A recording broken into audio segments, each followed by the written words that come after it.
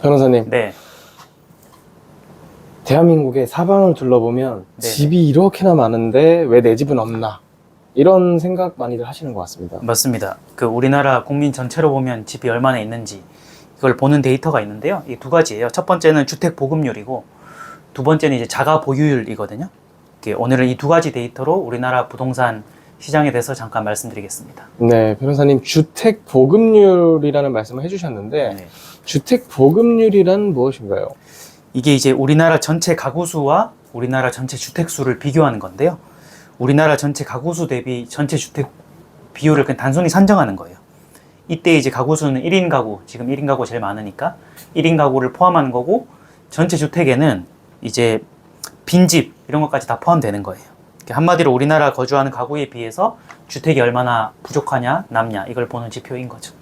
그러면 단도직입적으로 수치상 우리나라 주택 보급률은 어떤가요? 이게 이제 2022년 기준으로 102%가 나왔거든요. 그리고 과거 10년치 약간의 등락이 있었는데 대부분 100%가 넘어요. 그러니까 산술적으로 우리나라의 모든 가구수 대비 주택이 부족하지 않다는 뜻이거든요. 네. 근데 왜 다들 살만한 집이 없냐 이렇게 얘기를 많이 하잖아요. 네. 일단 1차적으로는 아까 말씀드린 대로 이 주택 보급률 안에 그 시골의 빈집 이런 것도 다 포함돼 있고 단독 연립주택 아파트 다 포함돼 있는 거죠. 그렇다면 이거 시도별로 좀 나눠서 살펴봐야 할 것 같은데요. 시도별 주택 보급률은 다른가요? 아무래도 서울은 사람이 좀 많으니까 집이 좀 부족할 것 같은데요.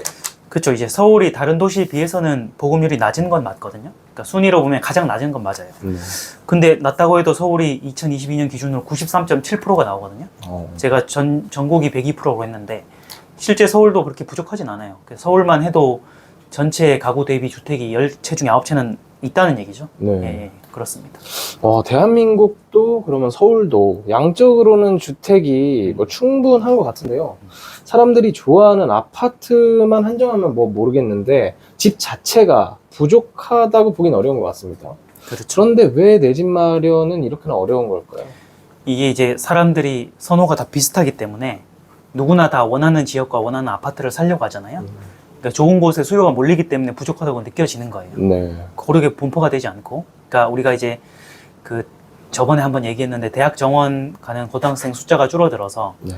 그렇다 하더라도 서울대에 가는 인기가 줄어들 거냐, 이건 좀 논란이 있는 것처럼 학생들이 서울대나 의대를 서로 가고 싶어하는 건 비슷하게 사람들이 서울의 주요 요지의 아파트에 살고 싶어하는 건 비슷하거든요. 그래서 수요가 우선순위에 따라 몰리는 게 있고요. 두 번째는 이제 주택 보급률은 주택에 얼마나 고르게 배분이 되었냐, 이 배분 상태를 나타내지는 않습니다. 이게 전체적으로 주택이 부족하지 않은 거하고, 그러니까 100명이 100채를 가지고 있는 거하고 한 명이 100채를 가진 건 똑같거든요. 네. 주택 보급률은. 그래서 그 배분 상태를 나타내지 않기 때문에 마치 주택 보급률만 봐서는 알 수가 없고, 정확하게 보려면 자가 보유율을 봐야 되는 거죠. 그럼 이번에는 자가 보유율이라는 말씀을 또 해주셨는데 자가 보유율은 무엇인지 좀 설명도 부탁드리겠습니다. 이게 자가 보유율이란 거는 내가 내 집에 거주를 하고 있냐 이거랑 상관없이 자기가 보유한 주택의 비율인데요. 2022년 기준으로 전국의 자가 보유율이 61%, 수도권이 55%가 나오거든요. 네. 이 말은 10명 중에 6명은 자기 집을 가지고 있다, 4명은 자기 집이 없다, 이 말이고, 수도권만 보면 10명 중에 5.5명은 자기 집을 가지고 있다는 거죠. 그래서 주택 보급률은 제가 102%라고 했는데 네. 자가 보유율은 55%, 60%잖아요. 이렇게 되니까 이제 전체 주택은 많은데 내 집은 없는 사람들이 10명 중에 4명은 있다는 거니까 배분이 고르지 않게 돼 있는 거죠. 네. 예. 그러면 자가 보유율이랑 자가 점유율을 한번 직접적으로 비교를 한번 해보도록 하겠습니다. 그럼 자가 보유율과 자가 점유율도 지역 간마다 격차가 좀 있나요? 자가 보유율은 실제 전체 주택 중에 내 집을 가지고 있는 비율을 뜻하고요. 아까 팀장님이 말씀하셨던 자가 점유율은 네. 내 집에 내가 직접 점유를 하고 있냐를 뜻하거든요. 그러니까 내 집을 가지고 있다 해도 내가 직접 살지 않으면 자가 점유율은 빠지는 거예요. 근데 이게 이제 수도권이, 서울 수도권은 이제 전체로 보니까 일반 지방에 비해서는 자가 보유율도 살짝 낮고 자가 점유율은 더 낮은 경향이 있거든요. 왜냐하면 수도권은 이제 외지에서 투자 대상으로 삼기 때문에 실제 점유를 하지 않는 투자 목적으로 사는 사람이 많잖아요. 네. 그러니까 지방에 비해서는 서울 수도권이 자가 점유율이 낮아요.